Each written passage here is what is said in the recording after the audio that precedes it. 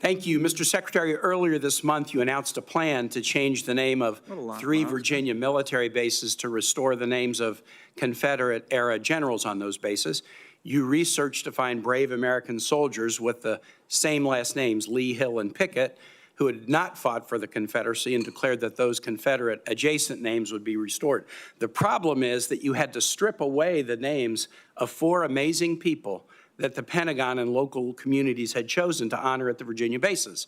Van Barfoot, he was a Mississippi native, Mr. Chair, who came to Fort Pickett in the early 40s to train for war. He fought all over Europe in World War II. He won the Congressional Medal of Honor for his bravery. Leading his platoon in southern Italy, he killed 10 of the enemy, captured 17 more, and escorted 2 wounded Americans 1,700 yards to safety under enemy fire. Stayed in the Army for another 34 years, seeing action in both the Korean and the Vietnam Wars, and being assigned as the Army liaison to the Virginia National Guard at Fort Pickett. Long after he retired, he maintained his tie to the fort and to the Virginia National Guard. I was at the naming ceremony, where this base, to which he had devoted much of his life, was named in his honor. His family was there, and they were so proud.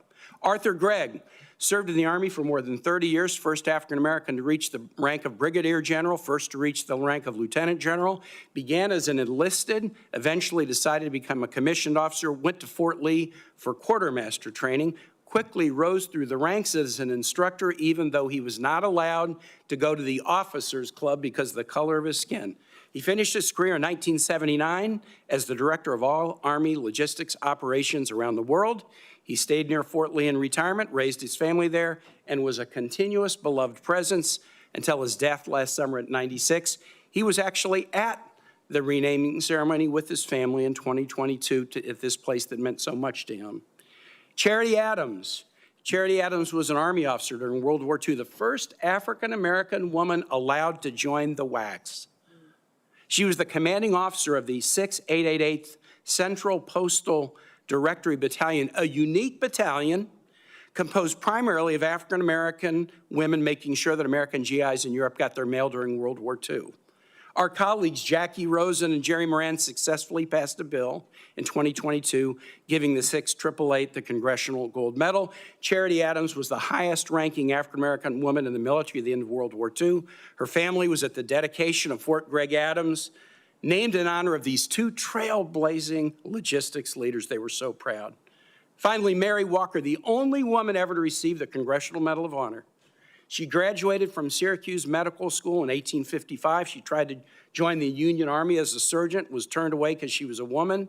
But the need was so great, she eventually got hired at a military hospital in Washington and then was deployed as an Army surgeon with the Army of the Cumberland and the 52nd Ohio Infantry, becoming the first female surgeon in the U.S. Army. She served all over Virginia, including the place where the base is now named after her. She frequently crossed battle lines to treat civilians and even treated Confederate soldiers. She was captured a prisoner of war in Richmond until a prisoner relief president, Andrew Johnson, gave her the Congressional Medal of Honor after the Civil War. Why did you decide that these 4 patriots were not worthy enough to have their names on a base? Well, Senator, as you know, this was never about the names of the bases they were renamed to. So you don't challenge the worthiness? Restoring all bases to their original name, because we're not about erasing history. Okay, you don't care about their military record. You wanted to restore the Confederate names. When you called the Gregg family to tell them that their dad's name was no longer going to be on the base, what was their reaction? Senator, the Army notified them of that. You didn't call any of the families, and I've spoken with the families, and the families were called by the press. That's how they learned about this. They learned about it from the press. You didn't call the Barfoot family, the Gregg family, and you didn't call the Adams family. I told the families I'd ask you about this today. In fact, 2 of General Gregg's granddaughters, Avery and Sydney, are right here in the audience, and I want to ask you this as I close. While you announced that these brave men and women's names would be stripped from the Virginia bases, no orders to that effect have been received by the base commanders. In light of the patriotic service of Van Barfoot, Arthur Gregg, Charity Adams, and Mary Walker, I'd like to ask you simply not to issue the orders changing the names of these Virginia bases. These families, my Commonwealth, are very proud of these heroes, very satisfied with these names, and ask you not to change them. Will you honor these exemplary patriots and keep their worthy names in places on the bases they loved and where they served?